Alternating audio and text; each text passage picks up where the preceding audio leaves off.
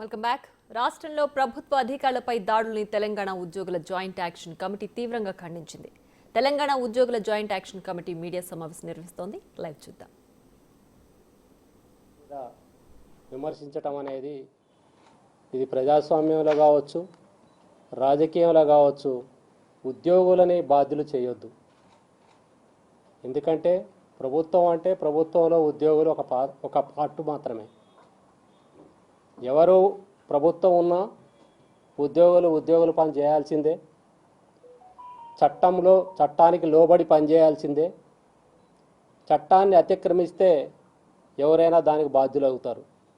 కానీ ఏ వ్యక్తి కానీ, ఏ ప్రజాప్రతినిధి కానీ ఎవరైనా కూడా వ్యక్తిగతంగా భయభ్రాంతులు గురి చేయటం, డ్యూటీ చేసే వాళ్ళని చేయనీయకుండా చేసే ప్రయత్నం ఇలాంటి మానుకోవాలని మేము జేఏసీ పక్షాన ఖండిస్తూ, ఇలాంటి మరోసారి జరిగితే తీవ్ర పరిణామాలు ఉద్యోగస్తుల తరపు నుంచి ఉంటాయని కూడా మేము హెచ్చరించడం జరుగుతుంది. ఎందుకంటే గతంలో ఉన్న పరిస్థితులను కూడా చూసినాం. ఆ రోజుల్లో ఉద్యోగస్తులనే రెవెన్యూ డిపార్ట్మెంటు ముఖ్యంగా తీసుకున్నప్పుడు ధర్మగంట పేరుతో చాలా ఉద్యోగస్తుల్ని భయభ్రాంతులు గురి చేసిన రోజులు, రెవెన్యూ శాఖని నిర్వీర్యం చేసిన రోజులు, ఉద్యోగస్తుల మీద దాడులు చేసిన రోజులు, ఉద్యోగస్తుల మీద తహసీల్దార్నే సాక్షాత్తు పెట్రోల్ పోసి చంపిన ప్రయత్నం కనీసం పరామర్శించని రోజుల నుంచి ఈరోజు కూడా సేమ్ రిపీట్ జరుగుతుంది. అదే జరుగుతుంది. అధికారుల మీద దాడులు జరిగితే కనీసం వాళ్ళని పరామర్శించడం కూడా చేయకుండా, ఏదైతే అధికారులు దాడి చేశారో వారి తరపున తిరిగి మళ్ళీ వారికే ప్రోత్సహించే విధంగా చేయటం అనేది కూడా మంచిది కాదని చాలా సందర్భాల్లో కూడా డీజీపీ గారికి, చీఫ్ సెక్రటరీ గారికి వినతుల రూపంలో పూర్తి విచారణ చేయవలసింది కూడా కోరటం జరిగింది. ఇలాంటి సంఘటనలు జరిగితే ఉద్యోగస్తుల్లో కావచ్చు, ప్రజలకుండే ఏదైతే అభివృద్ధి పథకాల్లో కావచ్చు, ప్రజలకి ఉద్యోగస్తులకి మధ్య దూరం పెరిగితే చాలా ప్రజాస్వామ్యానికి చాలా మంచిది కాదని కూడా చెప్పడం జరుగుతుంది. ఎందుకంటే ఎవరైనా రావచ్చు, ఎవరైనా పోవచ్చు పాలకులు అనేవాళ్ళు. కానీ వారు ఏది తీసుకున్న ఆ నిర్ణయాన్ని ప్రజల వద్దకు చేర్చటమే మా బాధ్యత. ప్రభుత్వానికి అండదండలుగా ఉండాల్సిందే. ఎందుకంటే ఉద్యోగస్తులు అనేవాళ్ళు పార్టీలతో సమానతం ఉండదు.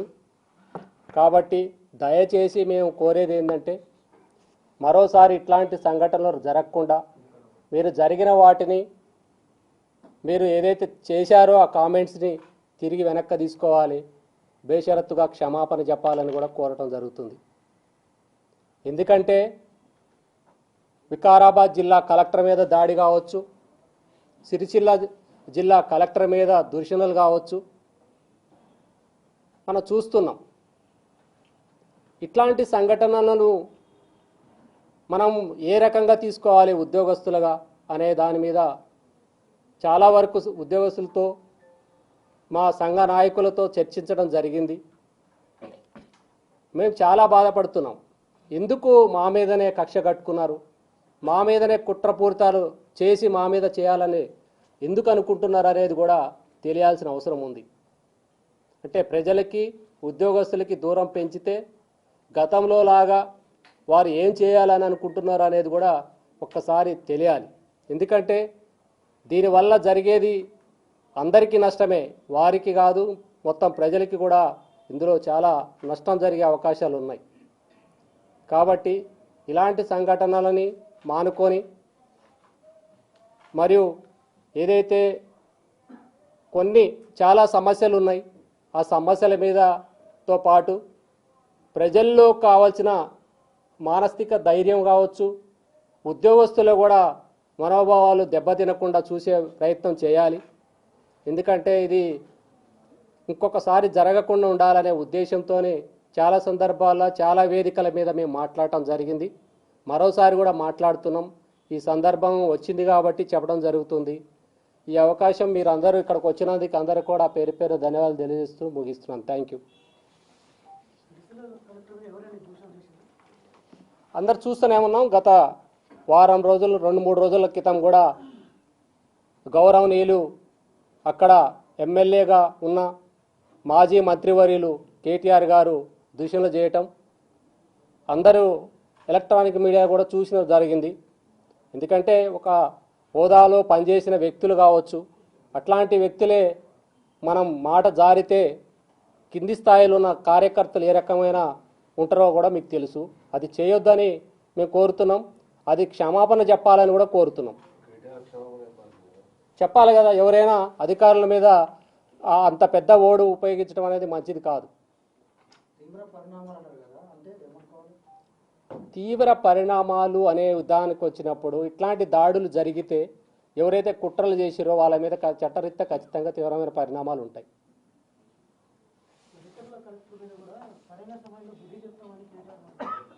అదే నేను చెప్తున్నాను. అంటే మేమెందుకు మధ్యలో అధికారులం అనే వాళ్ళము రావడం అనేది కరెక్ట్ కాదు అని అంటున్నాం.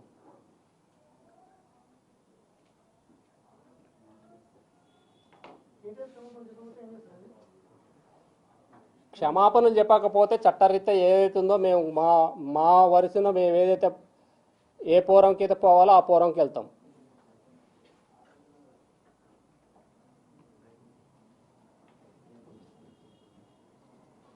థ్యాంక్ యూ మిత్రమా. Thank you.